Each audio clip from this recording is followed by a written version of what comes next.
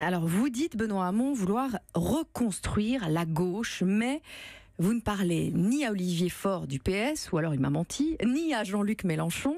Vous voulez reconstruire la gauche à vous tout seul ? Évidemment que non, moi je ne cherche pas à reconstruire la gauche. Donc tout faut se parler. Mais moi ça ne m'intéresse pas de parler aux appareils. Je pense aujourd'hui que le troisième homme, c'est le citoyen.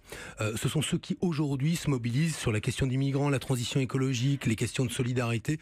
Ce sont eux qui doivent faire irruption dans le débat démocratique. Parler aux incarnations des différents partis de gauche, c'est quand même compliqué de faire l'union des gauches. Mais je ne commencerai pas, pour parler du rassemblement de la gauche, à discuter avec les appareils. Voilà. Je ne veux pas être prisonnier de leurs petits calculs, et c'est la raison pour laquelle, aux élections européennes, je le redis, je m'inscrirai dans une dynamique qui est d'abord citoyenne. Où en êtes-vous de vos relations avec Jean-Luc Mélenchon ? Vous étiez loin, puis vous vous êtes rapproché, puis vous vous êtes rééloigné.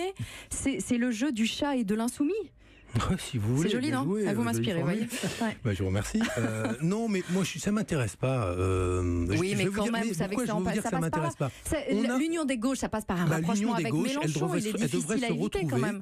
Elle devrait se retrouver sur le cri qui a été lancé par 3 médias, des dizaines d'intellectuels et d'artistes qui ont dit « Nous faisons un cri de solidarité à l'égard de nos frères et sœurs en humanité qui sont aujourd'hui en danger en Méditerranée. Un cri contre l'indifférence des élites européennes à cette souffrance. » Ça passe par des incarnations et des votes à un moment donné. Mais non, ça passe par des combats politiques communs. Et au moment où ceux qui sont le plus en danger, c'est-à-dire les réfugiés, font l'objet d'une indifférence totale des gouvernements libéraux ou alors d'une hostilité totale des gouvernements de type fasciste, comme on peut connaître en Italie, à un moment, il faut que la gauche se lève. Et je le dis avec beaucoup de solennité parce que ça commence par les réfugiés. Puis viendra le tour des étrangers chez nous. Puis viendra le tour d'autres minorités.